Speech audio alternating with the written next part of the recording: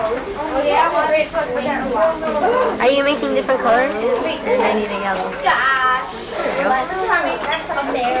I need purple.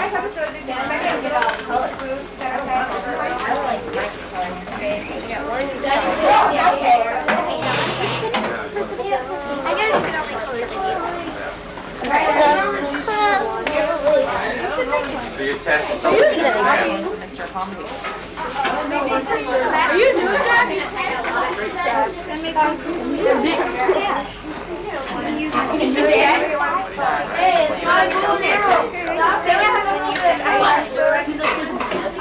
Mr. Hobby, would you like Oh, doesn't matter. You have another blank piece of paper. Should be some. Do you have a name? I don't have an name. Can you explain what the kids are doing here? Well, right now they're involved in making their own personal stained glass windows, and they selected one of the letters from their initials and have cut them out of the black paper, and now they're cutting little different shapes within the letter itself and placing pieces of different colored stencil paper behind these little cutouts, so it gives them a kind of window effect. So when they hold it up to the light shines through the different colors and gives them a very colorful letter for them.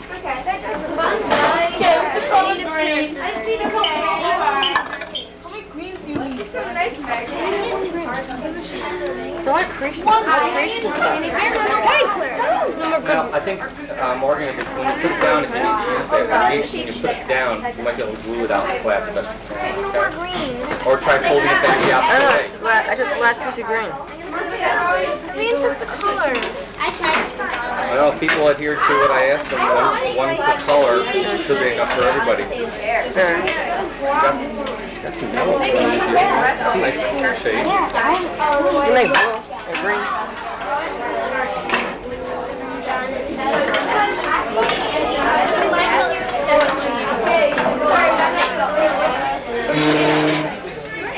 No, Chris, you never lose. I'm keeping this in.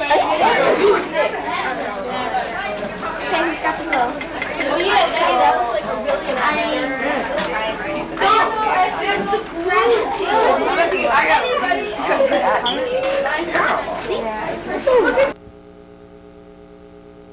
Just that simple. See? Just that simple. Or you can walk across taking your shoes off and walking on iron bars. And if you burn the bottom of your feet 3 days from now, you come in and show us your feet again. And if your feet is burned, we know you're lying. Just that simple. Trial by conflict, unless you want to have a knife or to fight. Well, that's all right, because I know a number of us good fighters. I don't like to fight. But I'll just go and give him a new knife or a new set of armor, and he'll fight for me. Trial by combat. And I'll win. Just that simple. What's that thing you've got in your arm? It's called a watch. What's it do? Tells the time. You mean the sun shines on this? No. Well, how you tell the time then? Hands. You tell the time with your hands. You keep saying more and more things, making me think you're a witch. She's telling me now she tells time by her hands and it doesn't use the sun. Yes? How much are you going to sell the pigs for? Well, you got to trade. Stuff. What kind of stuff? Books. Books? What kind of books? I like to read. I'm the only one in the village that can read. My father could read. His father for him could read. He learned at the church. They taught him to read. I learned to read. What are you asking? What kind of books he has? Educational one. On what? The Bible. I've got a Bible. Not myself. We can see it. I can read pages. They sit all day long and they read old tiny little lines. And these beautiful pictures they put on the sides of pages. You ever seen those? Where are you? What order? Oh, you go.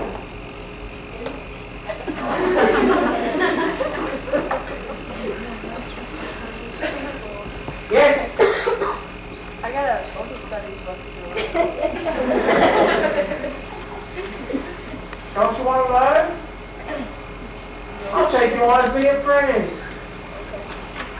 If you die, your parents won't care because it's just one mouth to feed.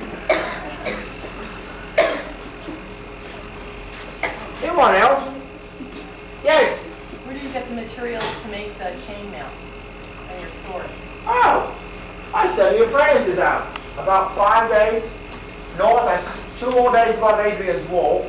They got places where there's iron ore in the ground.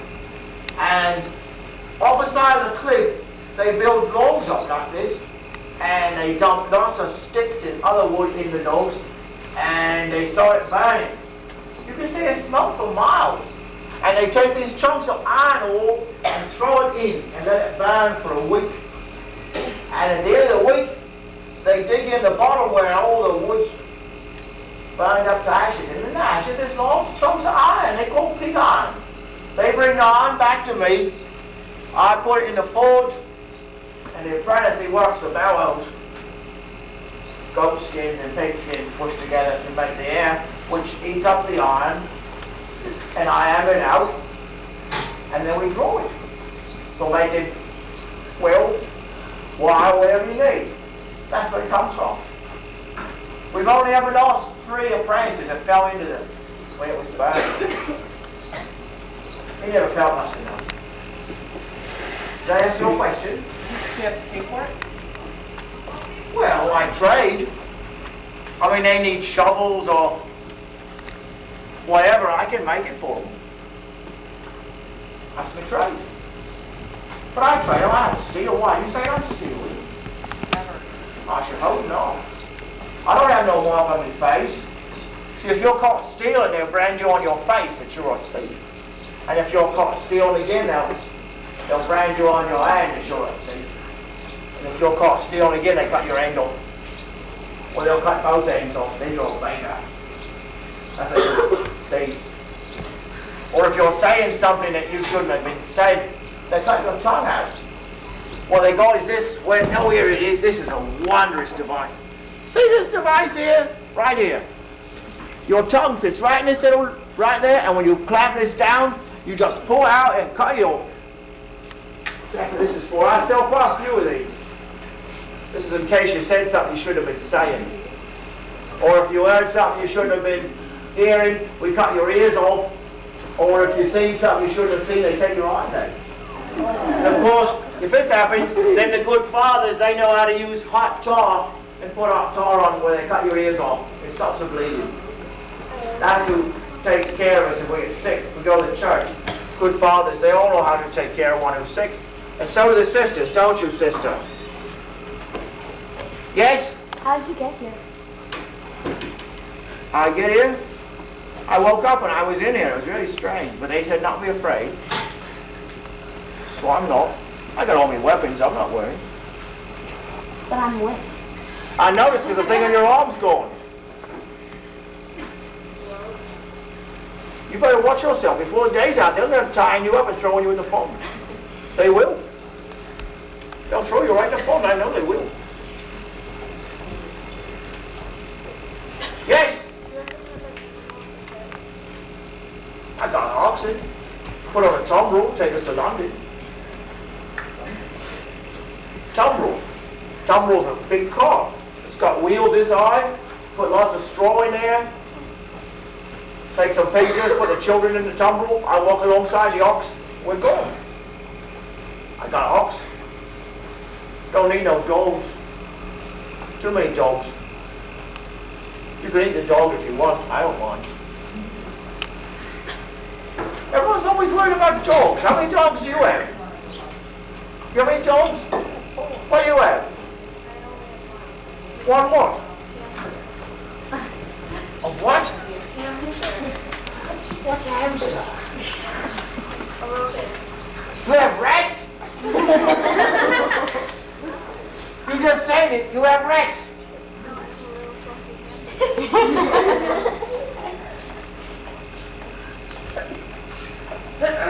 You're sneezing now. Let me see your tongue. They've wired your teeth in too. Look at this. What did you do to make them wire your teeth in?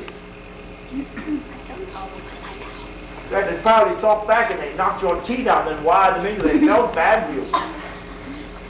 Another one sneezing here. Another one. Yes? I have a book. What do you want me to do? Sure. What do you want? Okay. You want a pig? I don't have no pigs with me now. No? No. What are you going to do with a pig? So eat it. Sell it? You're a father. You shouldn't have no pigs. You mean you want to keep the money?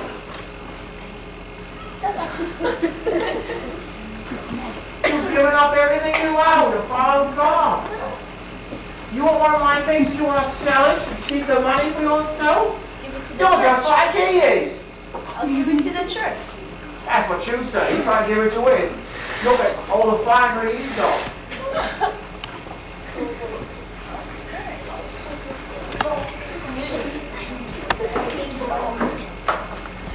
Yes? You have a question? Just have your hand rested. Just have your hand rested. I'm going to attack someone just with your sword out? This is a place of non-violence. We don't believe in violence here. I'm not a violent person. I don't have a violent bone in me body.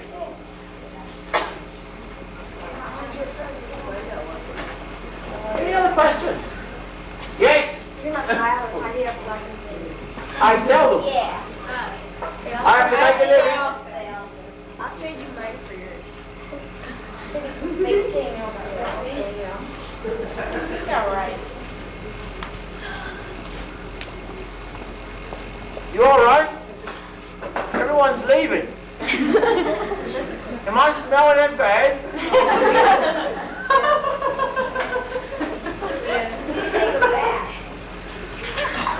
Are you all right? He's actually turning red. Look at this. He's got the fever. Bring around the Rosie. I bet his tongue's got spots on it too.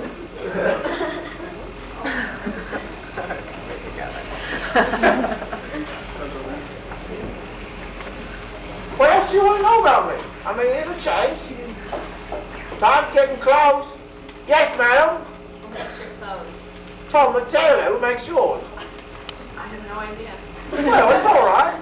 Why, you like these or something? Yes. Oh. Tom? Are they pigskin? Yes. He's pigskin, yes. Don't use it Hey, I trade Tom for pigs. He trades me clothes. That's fine. Yes. It's fair trade. Or bushels of barley, or bushels of oats, or wheat. Tom the tailor. Why? You want to know where he lives? I'll tell you. Did I answer your question? Yes? No, I don't kill no animals. I raise them. I give them to the butcher kills them. Yes? How many times have you been married?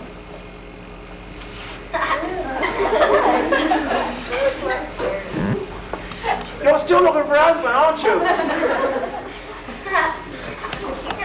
I've only been married once. You need to get a... If you want to get a divorce, you've got to go to the church. And the church then goes to the Pope. And the Pope says, it's going to cost you. I don't have any money to get no divorce. I don't want to get divorced. My wife's fine the way she is. She doesn't read, she doesn't write, she doesn't know much of anything. Well, she's a good wife.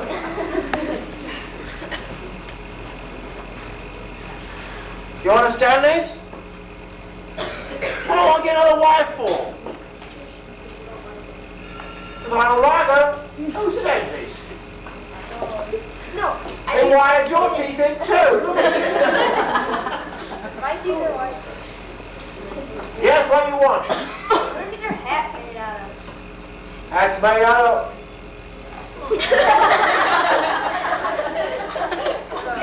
It's made out of oxide. Because in the guild, each one of us wears a different hat. I wear this hat because it protects me ape from sparks and flying bits of metal when I'm hammering on the forge. The baker wears a cloth hat And the tailor wears a little round hat like this, about this high. Each man does something different, wears a different hat. Haven't you ever heard this? I mean, look at the hat he wears. He can't even walk through a doorway. Because he wants everybody to see him coming.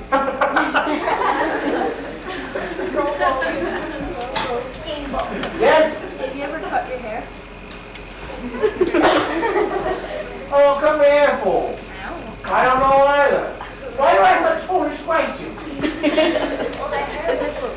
You're still a novice, aren't you?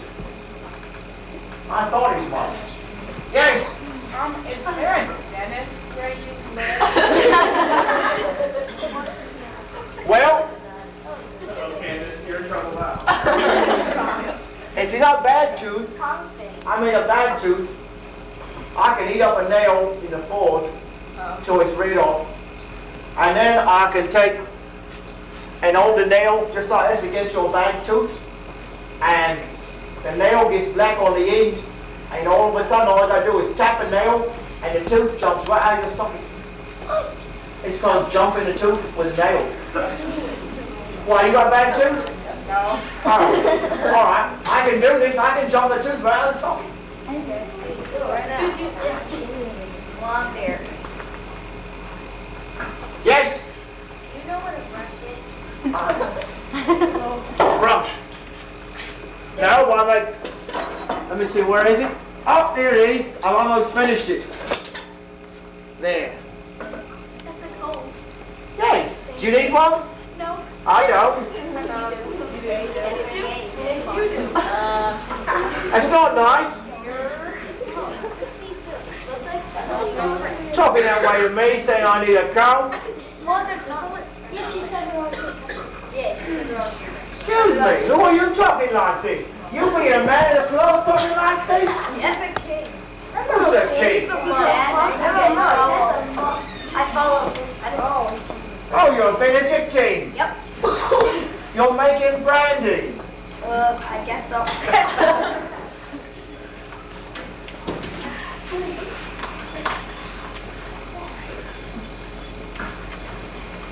He's a sorcerer. Sorcerer. I wonder if he's left. Bye. Got any questions, sort of? Why have you been sitting over here so diligently, just taking all this in? You, Josie. Me? Any questions? No. I'm trying, you know. Yes. What do you do with all that pig stuff? Sleep sandwiches.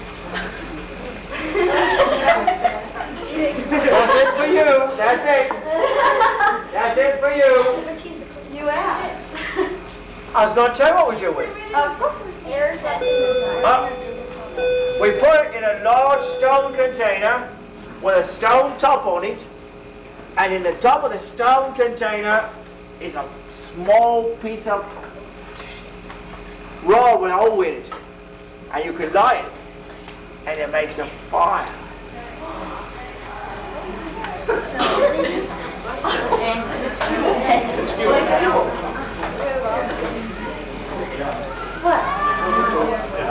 No, I'm just waiting for you to finish. Well, I did. What do you want? Well, I want to know, well, then what do you do? People sees it for miles.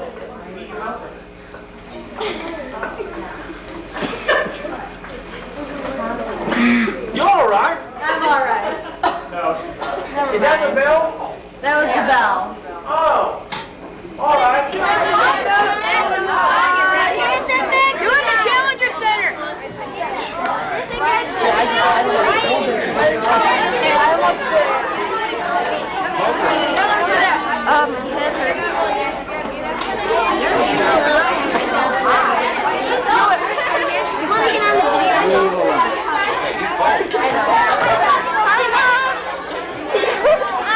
Okay, are we ready to roll? I love you, man. All right. All right, cool. I need a volunteer here. All right. I got this gentleman right here. Sir, I have a magic wand for you. Okay? Do you believe in the magic? Yes, magic's in the air. Okay, I'd like you to hold this magic wand. Now, ladies and gentlemen, this is a pretty cool trick. This is an ordinary deck of cards, all right? Look at that, an ordinary deck of cards. What I'm going to do is have you make the magic pass. Make the magic pass. You know any magic words? One of the most powerful words in the universe. And we will make all of these turn into the front card, the 10 of spades. Are you ready? 1, 2, 3.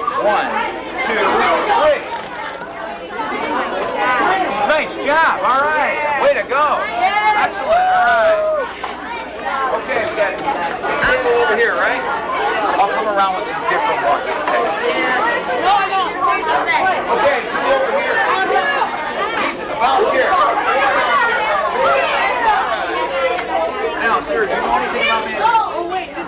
I know everything. Sit down. Excellent. The question is, do you believe? All right, I can tell. Yes, here's what we're going to do. I'm going to have you hold the magic wand. Oh, hold the magic wand. You're not bad. You know any magic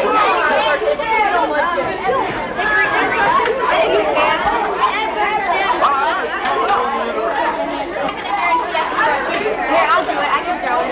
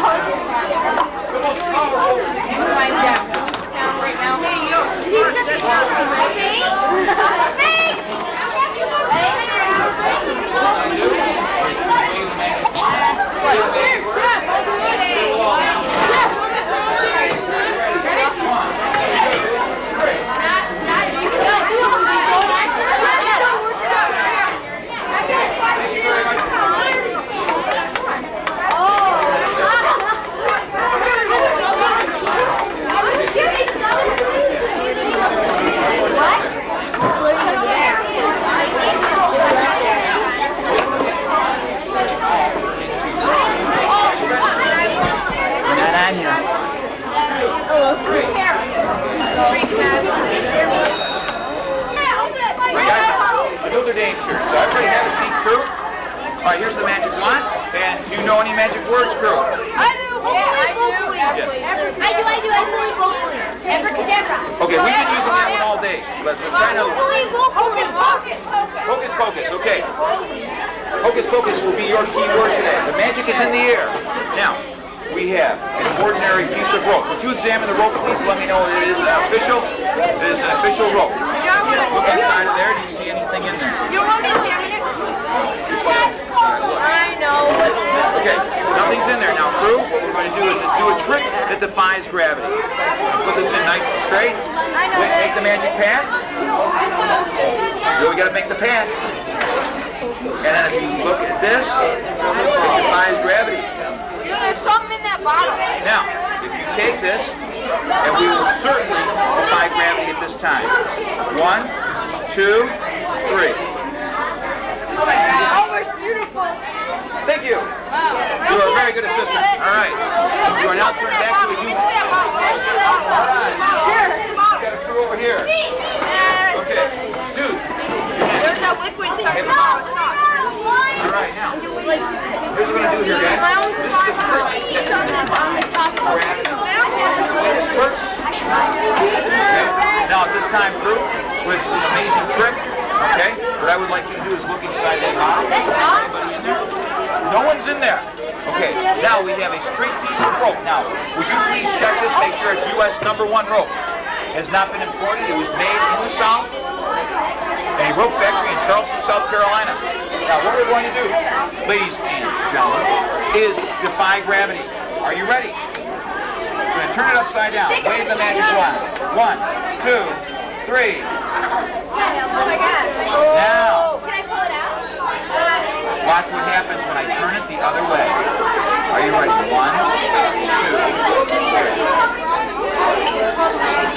Thank you very much, ladies and gentlemen. Get your braces off. She'll be doing toothpaste commercials. She has such a lovely smile.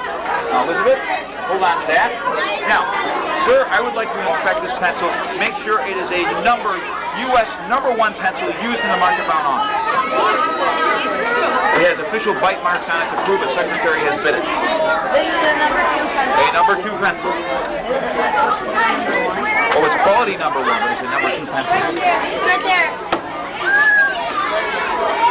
Do you agree that it's an official pencil? It's not a trick pencil. It does not bend. Mike. Don't break it in half. Huh? Break it. Yeah, that's okay. Got a hold. All right. Now, I would like you to inspect these 2 playing cards. Please let me know if they are just regular playing cards. Yeah. Okay. Now what we're going to do, okay, everybody stand over here behind the camera, okay, so you can see, so the camera can see what's going on. Now what we're going to do is we are going to do an amazing trick. This is called the Amazing Healing Glass Trick. Now this is a piece of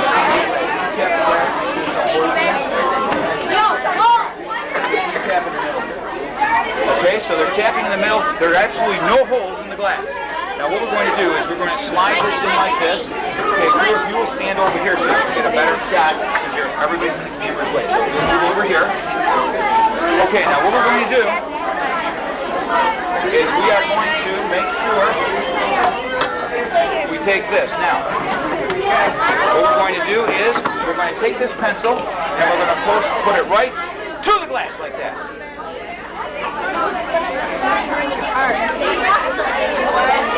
Uh-oh, I've broken the glass. You didn't tell me this would not work. Oh, but tell you what. Here's what we're going to do, crew. Okay, everybody needs to be standing back over here. Now, what we're going to do is we're going to pull the pencil out. Everybody back over here. Everybody back over here. Everybody back over here. Okay, we're going to pull the glass out. Pull the pencil out. Pull the pencil out. Okay, what we're going to do is we're going to take this over. Now, heal this hole in the glass. Run the magic wand over the top. Say the magic word. Abracadabra. Is there a hole in the glass? Is there a hole in the cards? Yeah. And the glass is healed.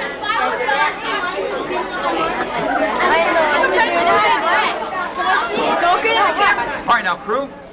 What we have is one of the finest tricks in the kingdom, and if you watch this trick, you can really duplicate this yourself. But here's a little story I want to tell you.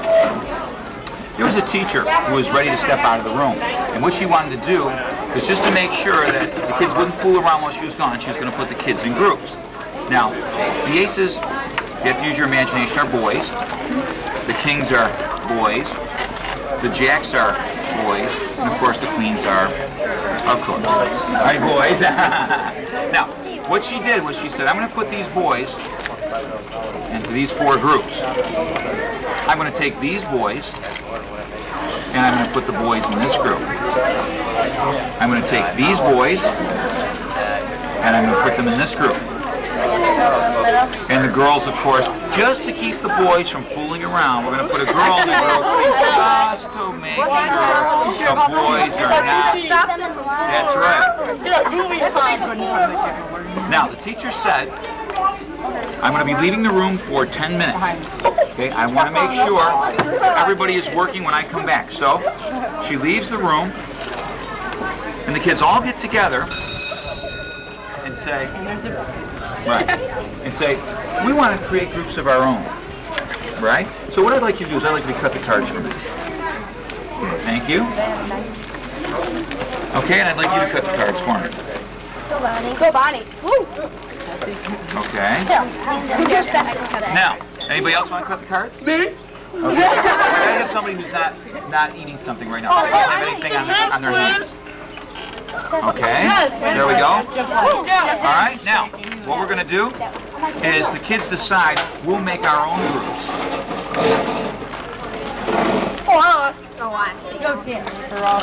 All the boys are all. Okay. Wave the magic wand. Abracadabra. 1, 2, 3. I hear bells. And look what happened. Oh, All the boys are together. all the That's really easy. How we all have fun? All How have fun? all the Right here. girls are right here, and all the Just split it 4 times. boys are right here. Split them 4 times. Now, the kids are all working, they're doing great together, and all of a sudden they hear the teacher coming down the hall, and here she comes. Boom, boom, boom, boom, boom, boom, boom, boom, boom, boom. So the kids all scramble back together, and they have to scramble back into their groups. So we need somebody to cut the cards. Bonnie, No. anybody else want to cut them? My hand Go up, ahead. please. Okay? Go ahead, you can cut them next. Really? Yep. Wow. Okay. Anybody else want to cut them? Go right ahead. And anybody else want to cut them? All right, just clean hands. Okay. All right. And the kids are all running back to their seats. The teacher's saying, "I'm coming, I'm coming, I'm coming." And wave the magic wand. 1, 2, 3. And in this group there are 3 boys and 1 girl. 3 boys and 1 girl. 3 boys and 1 girl. And 3 boys and 1 girl. And she said, "Thank you for working so hard together. You did such a good job while I was gone." All right, do this. Now you know there's a ball under here, a ball under here, and a ball under here. What I'm going to do is I'm going to take this up like this. I'm going to put this ball over here, put the cup on top, and then do this. And then what I would like you to do, the lovely Diane, is tap the cup, say the magic word, and the ball will go directly to the cup, through the cup, and there will be 2 at the bottom. Are you ready? Yes. Go ahead. 1, 2, 3. Tap the cup and say the magic words. Good enough. And there are now 2 underneath the cup. Now, crew, what we're going to do is we're going to do the most spectacular thing, because we're going to use the last little one here. We're going to go 1, we're going to go 2, and we're going to go 3. You know there's nothing under this cup. You know there are 2 under this cup. You know there is 1 under this cup. We're going to take this one, put it on top of here. This cup, ball on top. The cup on top of the ball, and the final cup. The lovely Diane will tap 3 times to make sure we have 3 balls underneath. Are you ready, lovely Diane? 1, 2, 3. And there are 3 underneath. Cool, all right. Thank you, lovely Diane, and thank you, crew. All right. It's not a bad trick, huh? Very nice, John. Can I be with those guys over there? Sure. Okay. So, 2 of them were double-sided, too. See, that 8's double-sided.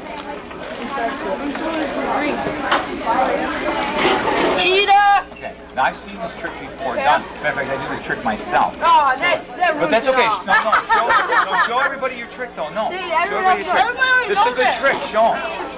If you do it well, show them. What a bobo. You can't go out.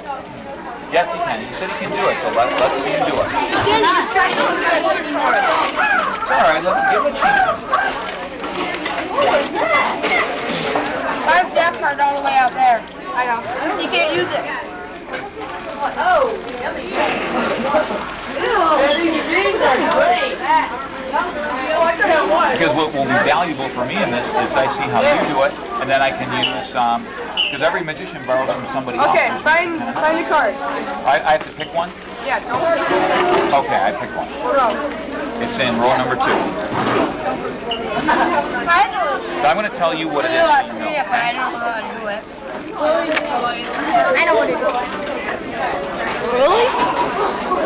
Yeah, I know it. Oh, this is a process of elimination. No, it's not. No, it's not. Not in You this can set it trick. up this way, too. It's always in the middle. What is it? Not in the first row. Number 2. No, it's the card that stays there. You can't memorize all those cards. Well, you're supposed to could, but... If you did that position, you can memorize them all. Have you ever seen the movie The Rain Man? That guy can. You read the book. Dude, I know you're like, what is it? Bang!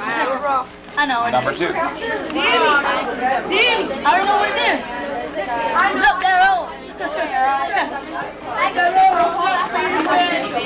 I know what it is. Come on, Ryan, hurry up. Yeah, then you figure this out. I can just drive. This one. Yes? Very good. That's right, doesn't matter. And that's a cool trick, and you did it very well, too. You didn't give it away, so you got the makings of a great magician. Yes, mathematical, right. Now, guys, I got one for you. This is about cups and balls. This is kind of a neat trick. This is a fun trick because you can amaze people with this trick. Now, I have 3 balls right here. Okay? And what I'm going to do, guys, is I'm going to take a cup and put them over each one like this. Now, you know that there's one underneath each one of these. Now, what I'm going to do is I'm going to take this ball and put it on top of the cup right here. Okay? Now, what I'm going to do is now make the magic tap, abracadabra, and that little puff ball will pass through the hard plastic cup, and there will be 2. Now, what we have to do now is make the third one disappear. Okay, so here we go. 1, 2, 3. Okay, now what we're going to do is you know that there are 2 underneath here, you know that there were none underneath here, and you know there's 1 underneath here. We're going to take the 1, put it on top like this, put this cup over the top, put this over the top like this, tap the cup like this, and there are now 3 under. I know how to do it. Guys, I'll be back with another trick momentarily. I know how to do that one. The blue cup already has 1 ball.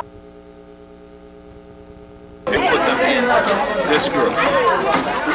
Now, the teacher leaves and says, I'll be back in 10 minutes. I don't want any fooling around. Okay?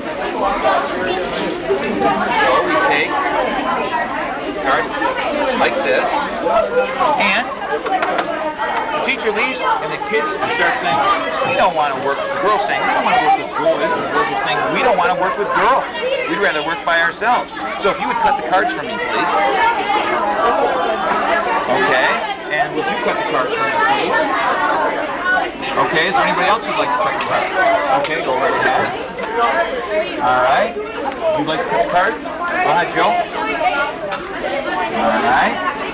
Anybody else? Okay. All right. Anybody else? One more person, okay? Go ahead, you cut the cards. All right, now. The kids all run around. See, I think I need to find somebody. I think I might have left it at the lid. Oh no, it's on the table. We get it out.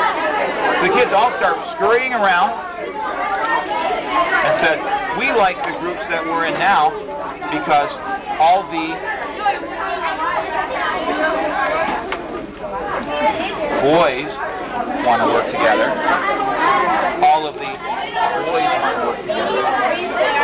All of the boys want to work together. And of course, all of the girls want to work together. Now, oh, the trick's not done yet. Remember, the teacher's got to come back. Okay? Now, I'd like you to cut the cards for me.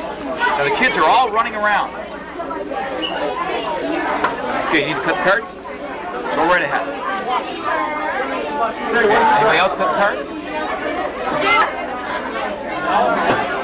All right, one more person. Oops. Oh no, you got to start. Your hands are messy. Mr. Dunn, how about you cutting those cards for us? All right. All right. So now the kids, they hear the teacher coming down the hall. Boom, boom, boom, boom, boom, boom, boom, boom. And they're all running back to their group saying, we're going to get back to our group, so she doesn't know. And she comes in the room and says, I hope all of you have been working because I want to see one girl in each group. I want to see one girl in each group. I want to see one girl in each group. And I want to see... Let's go. Hey, go sit. What's it up? Right there. Thank you. Down this way, Ryan. Let's go. Down this way. Let's go with some. Matt Crawford. Matt, down this way. Dr. Spencer, let's go. Where are you going, young lady? Get back there. All the way down. Move all the way down. Move all the way down. down. Sit down. Excuse me.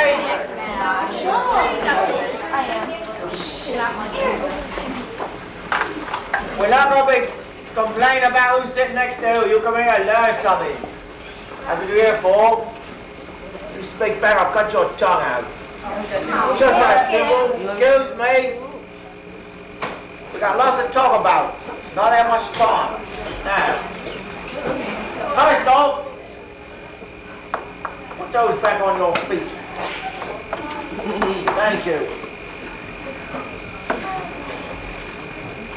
First off, I've been brought into your time from my time. My time is about 1310, 1312, 15, somewhere in there. I don't know where. I don't keep track. Richard is the second is king. He's a little fellow about this big, 12 years old. I Ethel wrote a pig whistle. I raised pigs. I'm also an armorer. Also, bladesmith. I'm 43 years old. I had 12 children. I got 9 now, because 3 got into the pigs and got eaten. My wife and I was married. She was 12. I was 17. And Pig Whistle was about 3 days walking north of London. And 3 more days north of us is Adrian's Wall, which the Romans put across England to keep the pigs out. Not the pigs, the pigs. And I'm a free man. I got my own place. I pay almost, I don't know, more than half of what I make every year the king for taxes. But I'm not a dirt farmer. If you got questions anytime, I answer your questions. Any of you? You got good questions, I give excellent answers. You got questions to make your friends laugh, I don't bother with them. They're not worth it. If you're someone visiting and you got questions maybe over there, you could ask. Or are you visiting with us? Well, that's nice. I'm glad. If you got questions though, there was the last group I had, there was quite a few. They had all kinds of questions. It's nice to see you get involved, you know. It is. Well, I was just wondering, besides that your family, you're pretty fortunate about, well, you said 3 died. What are the ages of your kids? When did you start having kids? Your wife was 12 when you got married? Tom, she was 15, she had 4.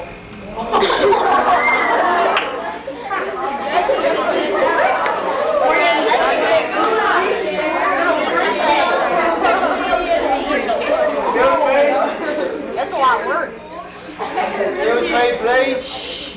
Well, if I want them to read and write, my sons, I send them to the church, and the brothers will teach them. More likely they will become brothers themselves, which they help people. And my daughters, as my wife, they don't read or write, they don't need to. Of course, they could go up to the castle where the baron is, and they might be taken into the castle and read and write, but I don't want to go in the castle. People live in the castle, it's pale looking. I mean, if you look at these people that's wearing good clothes and it looks like they got money, they're all pale. They got the sun on their face or nothing, you know. You got to bleed them 3 or 4 times a week so they feel better. It's nice to have dirt under your fingers, you know. It shows you do something. Most of them, you know, frail, they can't work. Even the men, they can't fight. They fall on the ground. I answer your question? All right. Well, I'll make all sorts of things, but I have pigs. I got 52 pigs. In case someone says, how many pigs you got? I got 52 pigs. And I don't have no names for pigs. Because that's one of the questions they ask me. They ask me, they says, what names are your pigs? I got no names. Every morning before the sun comes up, we turn them loose, the pigs. And they run up and down the road in the village, eating whatever's thrown out there, see? That's what people do in the village. Every morning before the sun comes up, they open up their doors and windows and throw rubbish out in the road. And then we turn the pigs loose and they eat it. Then I sell the pigs to the butcher. And when the butcher sells the pigs to you, I don't eat none of it. Because I know what the pig's been eating. See? But I got something in my house, it's nice. We put the pigs in the cellar at night. And in the floor, well, really it's in the ceiling, because the pigs is here and the ceiling's up there. There's a grate that we can lay on the grate and the pigs keep us warm. The heat from the pigs comes up through the grate and keeps us warm. And you smell good too. See? I work 6 days a week, about 18 hours a day. Sunday we don't do anything except go to church. Don't build no fires on Sunday. Don't feed the pigs. Don't eat no food. Well, we eat food, but we don't make no meals. That's working, because you don't work on Sundays. Anyone but caught working on Sunday, they'll come for you. Maybe be excommunicated. If it's really bad, then, well, I wouldn't want to talk about that. But in church, the priests, they speak in Latin all the time. We have no idea what they say, and they say to us, it's all right. Even though you don't know what we're saying what's good for you. So that's all we know. You speak Latin there, brother? No, you must be a novice. You haven't learned yet. No, I'm not talking to you, I'm talking to him. You don't speak? Well, you better learn, you know. I make bows with long bow, 70 pounds to pull it, back, made out of yew. I've got my old woodlock, the king gave me a woodlock. My father made bows, his father made bows, I make bows. I practice 3 days a week, 4 hours a day with a bow. My wife practices alongside me. We're the first line of defense for the king. So we're out there first. I can launch 10 flights of arrows by the time you can count to 60. 10 flights of arrows by the time you count to 60. So I have 100 arrows. So 10 minutes time. Yeah, that's about right. Yeah. And I can launch an arrow about 550 yards. And if you were standing out there, it'd go right through you. Even if you was wearing chain. I make chain. They bring it into me every spring. It's just winter time. It gets all covered with rust. And we put it in barrels and put sand in the barrel with stones and roll it down the hill. I always make fun with apprentices. He says, how are we going to do this chainmail? Clean it. I said, that's all right. I put you in the barrel and we put the chainmail with you and you just scrub it as we roll you down the hill. They don't understand this at all. Sometimes his brains don't, you know, but anyway. That's how you clean chainmail. You put it in a barrel, you put stones in there and sand and roll it down the hill. And you bring it back up the hill and roll it down again. By the time you're done 3 or 4 times, it's clean. That's simple. But anyway, if you're wearing chainmail, I'll get you in a minute. I saw your aim up, don't worry.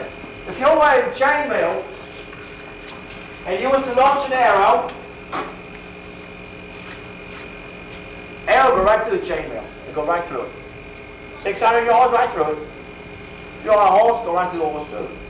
Now if you're wearing plate armor is different. Plate armor give you ideas of a piece of brass.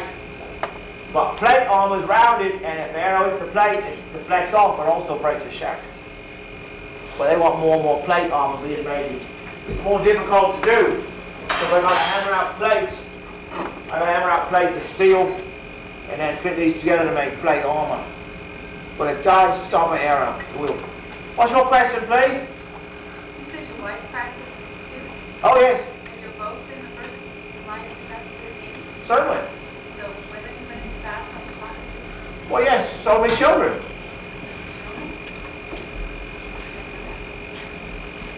Well, what's the matter with that?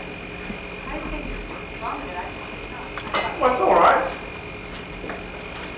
I mean, my wife and my children's never seen fighting before, but I have. But that's what the king wants. See, behind us is his army, and behind the army is the heavy cavalry, the heavy horse. fellows that come down every horse. Now, beside me, if I'm on the, with me bow, the fellow next to me carries a glaive. It's a pole weapon about. I always taller than this even. And when he comes down to every horse, the fellow with the glaive sweeps him and catches him right behind the head, you know, and just pulls him down off his horse. And once he's down there, thump him. Separate the head right from his shoulders. Then, if we're victorious, you know. Then when the battle's over, we put the heads up on pikes and show them everyone.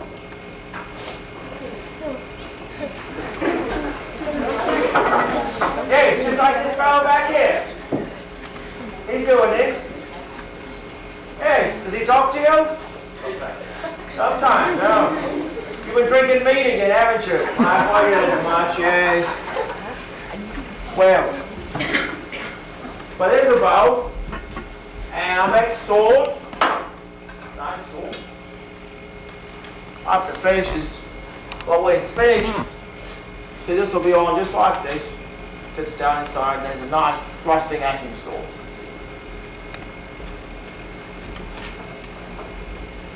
We can hang a pig up by his leg and act to him and see how good it is.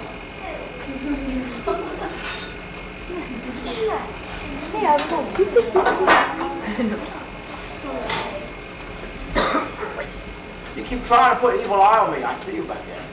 I do. Well, I got this here.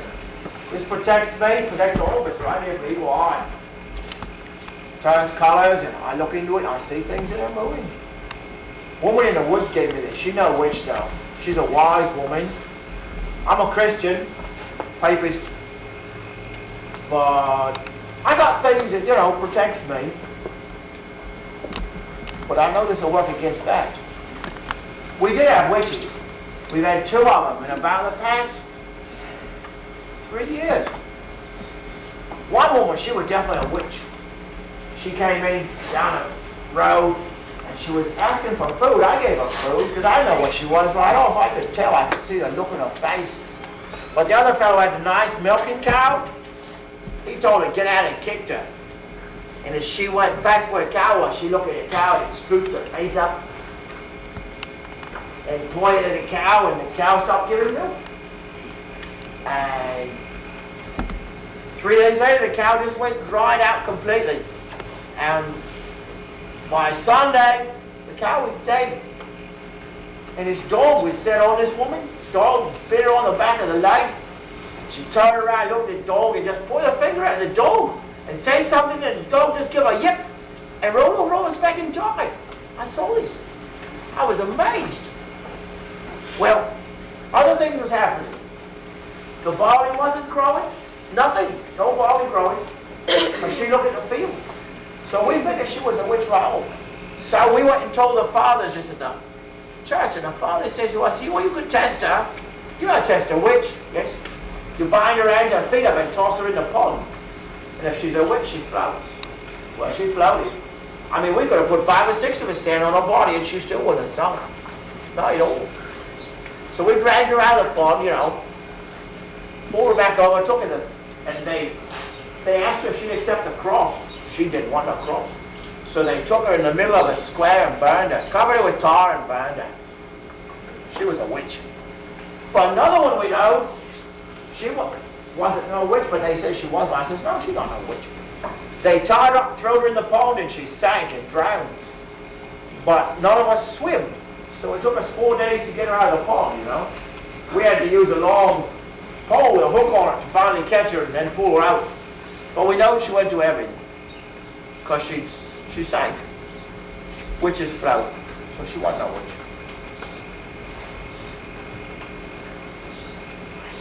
I didn't expect her to be this quiet, did you? They always is quiet. I must be scared. I've been here over the church on Sunday. What you say? Oh, you don't go to church. Don't say that too loud.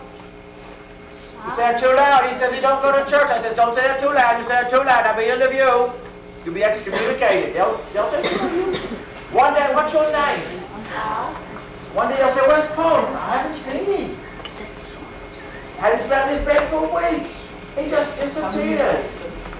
maybe 3 or 4 days, you know, maybe a week, a month, or 2 months, they might find your bone somewhere.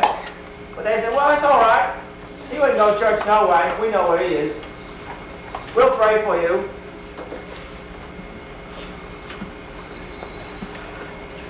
Now, if we was going to have fun, we have feast days. We just had May 1st, which was a big festival. We had great fun with this, with a maypole and dancing and singing and falling down, you know. And the next time we have great comings together is when they're going to have executions. Executions, it depends what they're going to do. Now, if you're a man of royal blood, or a woman, they cut your head off. Just like this. Now, if they're going to cut your head off, the executioner comes over to you and says, I want you to forgive me for what you're going to do. Because he says, you know, I'm just doing what they tell me to do, and if you're smart, you say to the executioner, I forgive you for what you're about to do, because I understand this. And then the executioner says, you know, the only thing I'm going to get is your clothes you're wearing, and you're a lot thinner than I am, and I don't know if they're going to fit, but could you give me a couple pieces of copper, or maybe a piece of silver, so you do this too.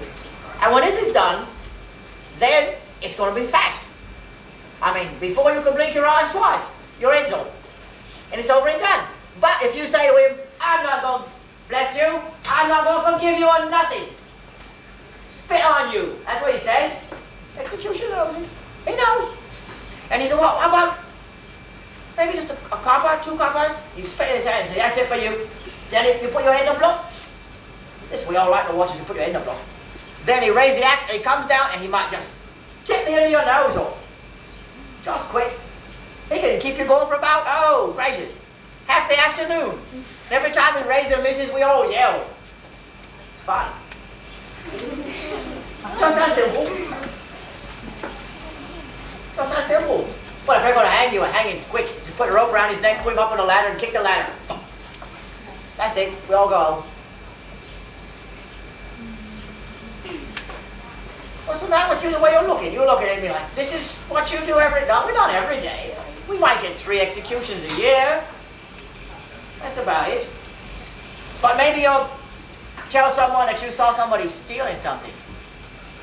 And if you said that, maybe you said you saw me steal something. I call you a liar. I don't steal nothing. It says in the Bible, you don't steal. But if you say, yes, he did, yes, he did, yes, he did, that's all right because we go before the Baron. And because you're the one that makes the accusation against me, would you come up here, please? Up here. Just stand right there, you're fine. This is, see, feel this, it's not hot. I'm just using this to make an example. This would be heated up red hot. So it's red. And we would hand this to you. Take it both hands. See, both hands like it, see? Now you walk 10 paces. And then turn around and walk 10 paces back. That's good. Now take us back. Now your hands would all be burned, wouldn't they? If I take your finger off, I'm sorry. Now your hands would all be burned, wouldn't they? That's good because show me your hands are burned. See, they're burned. They're burned. Yes, they are. Now, in 3 days' time, you come back. And if you was telling the truth, the burns is gone. But if you was lying, the burns is still there.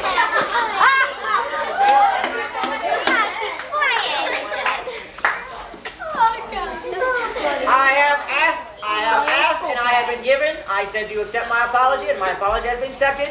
So I figure this is all right. She has accepted my apology. Yes, and I did apologize to you, and I am terribly sorry. No, it's not okay. I'll look at these monks back here and say they stole something. Right? What I'm trying to do is say to you, it was quite simple to turn an entire crowd against the group.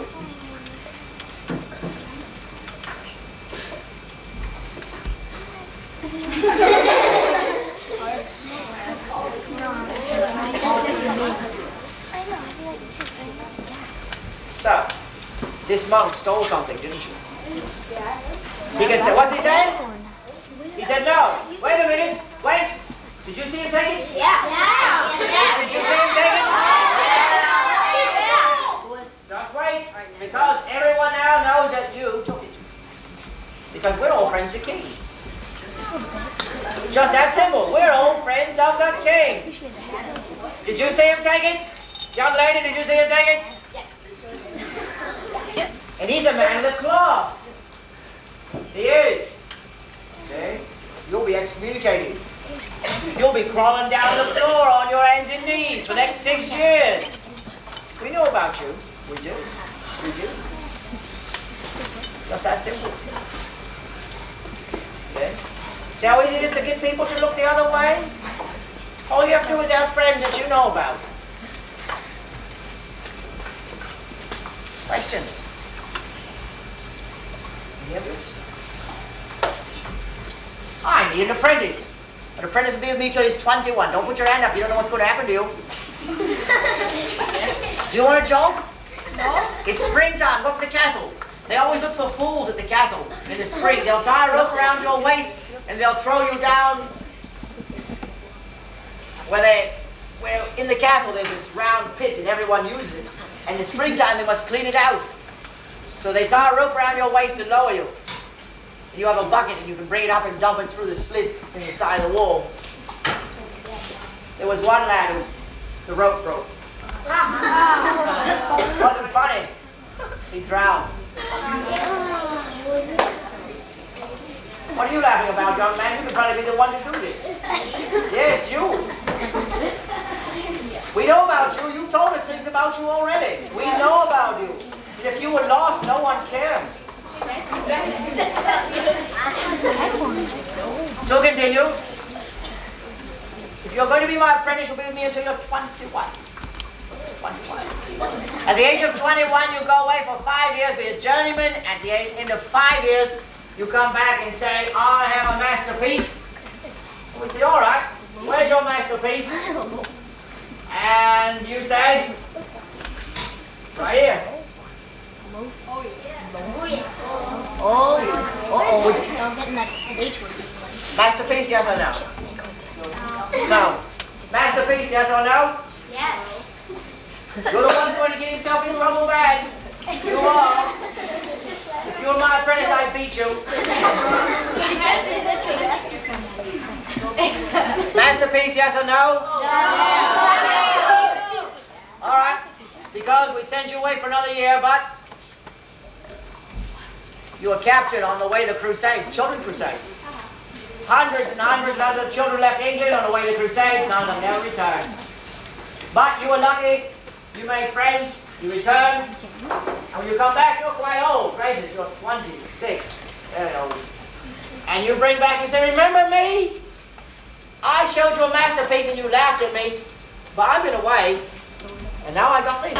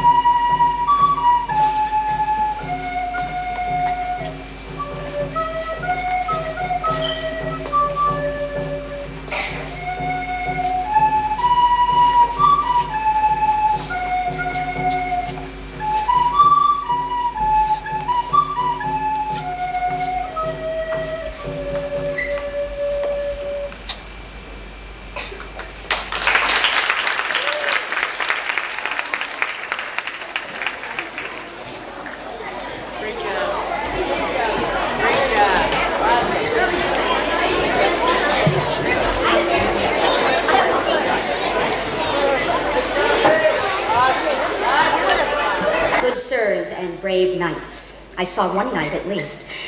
I hope he didn't scare his new infant daughter with his knight costume. Where is he? Where's the knight? Mr. Smythe? There he is. Can you turn this down a little bit for me? It got louder. It crept up. My name is Mary Crickmeyer. My daughter Katrina is a 6th grade student here. And Mrs. Tierno, thanks to Mrs. Tierno, I'm here with you today. I've been a professional storyteller for approximately 15 years, and I teach theater at SUNY Geneseo. My favorite period in history when I am, thank you, that's good. My favorite period in history when I am teaching theater is the Dark Ages, or the Middle Ages. 500 AD to 1500, approximately, if we want to put a date on it. You all look very lovely today, and it reminds me that no matter how lovely these people looked, most of them were very ignorant. They had no knowledge of the outside world except what the knights would bring to them or travelers. They had no formal education. In fact, the church had banned public entertainment, theatrical entertainment, and, did I lose it completely? Can you hear me? Banned theatrical entertainment, so that any entertainment you see or that you saw today was all that they had. But one form of entertainment that they always had and have always had since the beginning of time, and that's storytelling. Storytelling to these people at this time period taught them things, frightened them because of their ignorance. They believed a lot of very strange things at that time. They believed in witches. I have a couple witches in the front here. They believed in witches, sorcerers. They believed in that hell would suck them in if they did evil things, so that they were very gullible. And when to the castle would come a storyteller, everyone gathered to hear the stories this person would tell in exchange for a night's lodging or some food, and then the traveler would be on their way. So that this was the only form of entertainment. So in my research, I dug up 3 stories that come from different periods of time over that long time period. The first one is called The Hand of Glory, and it is, for all intents and purposes, a ghost story. And the only problem is that when we hear it nowadays, we don't believe it. Take yourself back in time, just as you're dressed, to that time period, and think about the fact that you have been told that spells can be cast, evil things can happen if you don't do just exactly as you're told, and you'll understand why a story like this, which seems simple to us today, might scare people listening to it. The Hand of Glory. Once, long ago, a solitary traveler, dressed in woman's garb, traveled along a lonely road north of London. Upon arriving at an inn, she knocked on the door. It was opened by the servant girl, and she was admitted and sat at table. She said to the innkeeper, "Bring me only supper. I do not wish a night's lodging, for in a few hours I must be on my way. I have many places to travel to, and many things to see." The innkeeper said, "But I will leave with you a servant girl, so that after you finish eating and you're on your way, she will lock the door after you." The servant girl did the bidding of the traveler.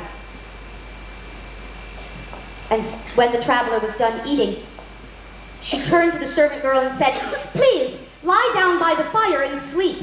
I will wake you when I am ready to go. I wish to let my supper digest." And the servant girl went to the fire, took off her slippers, and laid down on a bench by the fire. But just before she closed her eyes, before her head hit her arm, she saw underneath the woman's dress men's trousers and boots. Fearing the worst, she remained awake, only appearing to sleep with her head on her arm, snoring.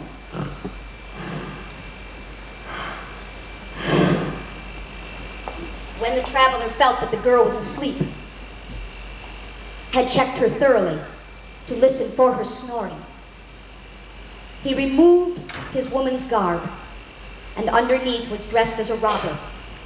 Taking a large sack he opened it upon the table, reached in and pulled out a dead man's severed hand.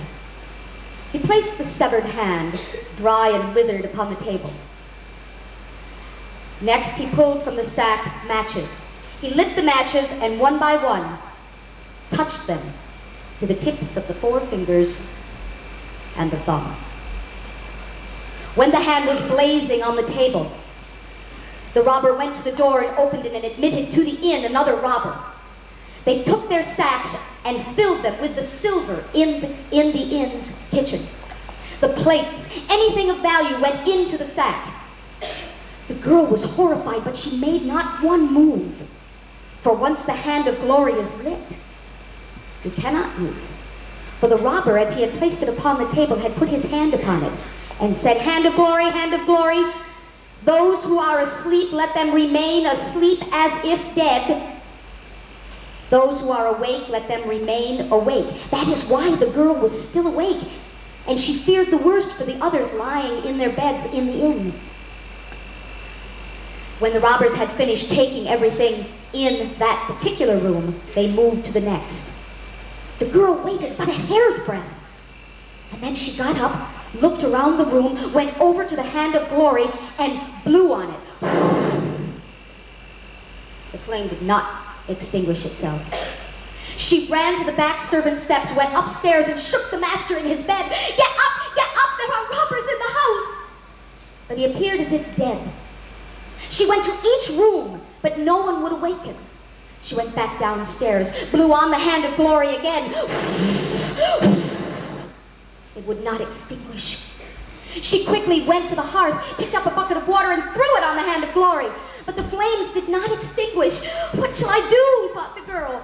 Then she went to the table and picked up the glass of ale that the woman had been drinking, poured it on the hand of glory, but the flames shot up higher to the ceiling of the inn. The girl was horrified, and in desperation she grabbed the milk that sat by the door and threw it on the hand.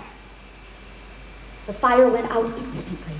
Not bothering to look around, she ran up the servants' steps to the master's bedroom, shook him awake. The robbers were apprehended, and the inn was saved. However, if on your travels you find a severed hand lying on the side of the road, leave it alone. Leave it alone.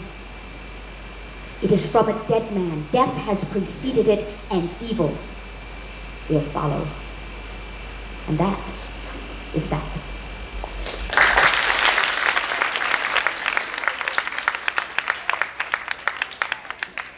That comes from a tale that can be traced back to England in the 17th century. However, they are not sure that it's probably much older than that, which would put it into the Middle Ages. Milk had, just as now milk is nourishing, milk also cast out evil spells and evil demons, and that is why milk appears then. Milk was sacred to them. It was hard to come by, 1. 2, you had to have enough money to own a cow or a goat to have milk, and you didn't waste your milk. So throwing it on the evil hand was fine. She was using it for the correct purposes. The next story I have for you is a story about a king and a queen. I see many here today. It's called Kate Crackernuts. Now the reason it's called that is that when traveling along the road, the only thing to eat would be the berries or nuts from nut trees that they would find. And children and travelers were taught that to survive on the road, you eat what you find. If you found a frog, you cooked it and you ate it, I suppose. But in our story, we have the nuts from nut trees and berries. This particular story, since all stories either frightened people, or they taught a lesson, or they warned people not to do things, this story comes from prehistoric Scotland. It is said that if you go to Scotland, I don't know if anybody in here has been to Scotland, there are, have you been, Susan? There are mounds of dirt and grass, most of them are covered over with grass now, large hills that are unexplained. Well, the legend is that this is where sprites and fairies lived, and they predate human existence in Scotland. And this story is proof of that and comes from that time period. There was once a king and queen in a land far distant, just as there are many kings and queens during our time. Both of them were widowed, and they decided to marry. To the marriage, they both brought a child, a daughter each. The queen's daughter was named Kate. The king's daughter, Anne. Anne was very beautiful. All of the young knights sought her hand in marriage, but she was far too young to marry off. And they lived very happily for at least a year, but something bothered this queen. You see, Anne being very beautiful, this queen felt that her daughter was but a pale shadow when standing next to Anne. And so she summoned Anne to her one day and said, Anne, I wish for you to travel to the hen witch's house. And Anne said, why? Well, I wish you to bring back some eggs. The hen witch will give you some eggs. Well, unbeknownst to Anne, the queen had gone to the hen witch's house the day before and said, I have a beautiful stepdaughter, and I hate her with all my heart. My daughter is the most beautiful in the land, not my husband's daughter. And I wish her to be the ugliest. And the hen witch said, see that she eats nothing tomorrow, and then send her to me in the morning, and you will have your wish. And so that is what the queen intended to do. And Anne, being a dutiful daughter, said to the queen, fine, I will go. And so she set out the next morning. But she went through the kitchen of the castle, and on her way took a crust of bread to eat. And when she got to the hen witch's house and said, could I have the eggs that I was sent for? The hen witch said, oh, if you but walk to the black pot on the other side of the room and lift the lid, you will find all you want inside. For you see, the hen witch had brewed up a sheep's hide and bones to cast an evil spell over Anne. And when she lifted the lid, all that came out was an evil smell, and Anne ran out of the hen witch's house without her eggs. And after her, the hen witch called, tell your queen to lock her larder door. Anne didn't know what it meant, but being a dutiful daughter, she took that message back to the queen. When the queen had heard what had gone on, she said to Anne, you will go tomorrow morning and get what I need. But on the next morning, the queen walked with Anne through the kitchen to the back door of the castle so that she would make sure she didn't eat anything. Now, Anne did as she had done the day before, but she walked through the garden of the castle, and in the garden was the gardener taking care of the castle vegetables. And Anne, being a good girl, smiled at him and waved, and the gardener gave to her a handful of peas to eat on the journey. When she got to the hen witch's house, she asked for the eggs, and the hen witch said, go to the black pot, just as she had the day before. Anne opened it, and nothing happened. When she got back to the castle, she reported this to the queen. The queen said, you will go one more time to the hen witch's house. Well, when she got to the hen witch's house and asked for the eggs, she was very hungry because the queen had followed her all the way to the edge of the forest, hoping that she would not eat any of the berries and nuts that she found in the forest on the way. But she didn't want to walk with her all the way to the hen witch's house. Well, Anne had not eaten. She was hungry, and when she got there and asked for the eggs, the hen witch said, go to the pot, open the lid, and you will get what you have come for. Anne walked to the pot, opened the lid of the cast iron pot, and suddenly her beautiful head jumped off her body, and onto it was a sheep's head. Anne ran out of the hen witch's house with the hen witch laughing as she went, and all the way back to the castle she cried and cried because her beautiful head was gone, and in its place an ugly sheep's head. The queen saw her coming and of course said, now you are ugly, and my daughter is the most beautiful. She grabbed her daughter Kate by the scruff of the neck and brought her to the window and said, look, there is your stepsister Anne. Now you are the most beautiful. I do not wish to be, said Kate. I love my stepsister. This is an evil thing you have done. She and I are going away to seek our fortunes. And she ran down to her sister, wrapped her head in a linen rag, and they set off down the road to seek their fortunes. On the way, they could only eat what they found, the berries by the side of the road, the nuts from the nut trees, which Kate would keep in her apron, and they would crack on the way.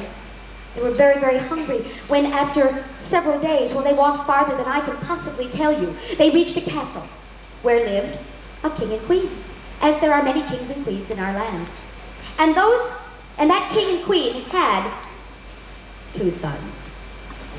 An elder son who was very handsome but sick of bed and pale, near death, and a younger son who was worried that his older brother would die. Kate and Anne asked for lodging, which the queen and king gladly gave them. And they heard the king announce at a grand party that particular night, anyone who can spend 3 days with my son at his sickbed to find out why he looks near death will be rewarded handsomely. Kate, knowing that they were going to be quite poor because her stepmother had cast them out, said that she would do it, but she did not want it known to the prince that she was there. She would hide next to the door and watch to see if she could tell why he was pale and sick of bed. And so that particular night, she sat by the door, cuddled up, close to the wall. And at midnight, at the stroke of midnight, the prince sat up in bed, swung his legs over the side, dressed in his fine robes, swung the door open next to Kate, who hurried around the side of it and followed him out into the hall, went down to the stable, saddled his horse, called his hound to his side, mounted the horse, and got ready to leave the stable yard. Kate, still having not been noticed and wondering why by the prince, climbed up beside him on the horse, right behind, and they took off into the forest.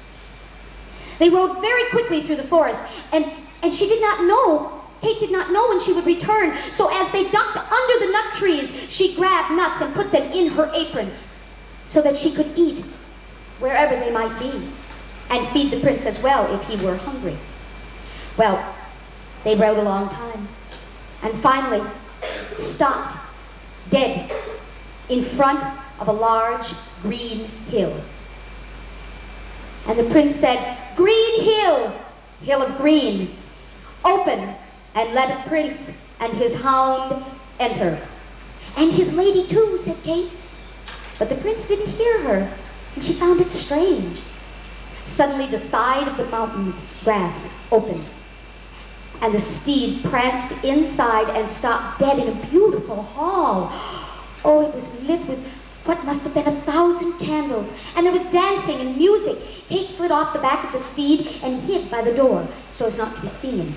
At that precise moment, fairies and sprites surrounded the prince and took him into the dance. They danced all night long, and Kate watched this. He seemed to have renewed vigor. He danced all night long, never stopping. As one dance would end, he would dance another. Close to midnight, when he heard the rooster crow, he stopped. Music stopped. The sprites stopped dancing. And he approached his horse, got onto the horse, called his hound to his side, and Kate, fearing that he would leave, climbed up behind him. But he didn't notice her, and they took off back to the castle. The prince took off his regal clothes, got into bed, and lay there pale and sick as if near death. How strange this was. So she was determined, Kate was, to stay there the next night and see what was wrong. She sat by the door the next night, and the same thing happened. At the stroke of midnight, he woke up, dressed himself, went down, got onto his steed, called his hound, and away they went with Kate in the back, grabbing nuts from the nut tree into her apron as she went. But this time when they approached the hill and went inside, Kate hid by the door, but she did not watch the dancing. She watched instead some fairies and sprites along the side of the wall of the hill talking. One said to the other, "Any news from town? Any news from the castle?" And another said, "Yes, yes. A young girl with the head of a sheep has come to live there, and she is ugly."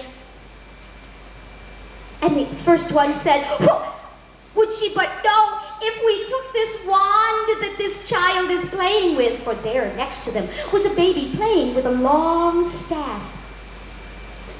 Why, if you but touch her 3 times, she would be restored to her beauty, but they don't know that, for they not know where we live. And they laughed with glee, but Kate heard it, and she thought for the longest time, and suddenly reached in her apron and threw a nut at the baby. The baby stopped and looked at it, and Kate picked another nut and threw it, and then another. And the baby dropped the wand, and Kate ran to pick it up, and the baby cracked the nuts and ate them. So she had the wand, and at the stroke of dawn, when the rooster crowed, the prince mounted his horse, Kate behind, and away they went back to the castle. When the prince was in bed again, looking pale and sick and near death, not at all like he had when they were dancing, she quick ran to her sister's room and touched her 3 times. And suddenly the sheep's head fell off her body, and her beautiful head that she had had before came back, and she was just as lovely as she had been before the magic spell. But Kate still had one more night, and back she went to the prince's room, hid by the door, and waited the next night. At the stroke of midnight, the prince did just as he had before. He woke up, dressed, climbed on his steed, called his hound. Kate grabbed on behind the horse, and away they went, Kate grabbing nuts to keep in her apron before they got to the hill. When they got to the hill, it opened again, and in they went. The prince danced as before, danced as he had never danced before. That night, faster and faster and faster. She was sure he would die when they arrived home. She turned her attention to a group of fairies and sprites speaking again by the door. And again one of them said, "News! What news do you bring from the castle?" And another one said, "Oh, the king and queen are much beside themselves. They are worried because their son, the elder prince, may die." Said the other fairy, "Who cares? Do they not know that the bird that this baby plays with, if they but take 3 bites, they will cure him? Just offer him the bird and he will live. But they know nothing of our existence." And they went on playing. Kate knew, and she took the nuts out of her apron again and rolled them to the baby. The baby dropped the bird, and just before it flew away, Kate grabbed it and put it in her apron. At dawn, she and the prince got back on the horse and headed back to the castle. He got into bed, looking pale and sick. He started to take his last breath. But as he was breathing, Kate had plucked the feathers from the bird, had roasted it, brought it back upstairs to him, and said, "Smell." And she held it under his nose, and he took a whiff of it. And he said, "If I had but one bite of that, I would be overjoyed." And so he took a bite of the bird. And he sat up on his elbow and said, "If I had but another bite of that bird," and took another bite. And he sat up in bed. "Oh, give me another bite of this bird." And Kate did. And the prince swung his legs out of the bed, dressed in his royal garb, and then said, "Who are you?" "I am Kate. I have helped you these last 3 nights. Come and sit with me by the fire before dawn, and I will talk to you." And so they sat by the fire until dawn. And in the morning, everyone from the castle could not find him down at breakfast, and came to find out what had happened to the prince. And there he was, sitting by the fire, speaking with Kate, cracking nuts and eating them. She had told him the whole story, and he had asked her at dawn to be his wife. And Anne married the younger son, and they lived together, happily, ever after. And that is that. We ended right on time, didn't we? Right on time. I had another story, but I don't have time to tell it to you. You all look lovely. I hope that you've learned a lot from this particular day. Just because these people lived in another time period doesn't mean that they felt the way you feel now. Learn what you can and use it to your advantage. Thank you very much for having me today.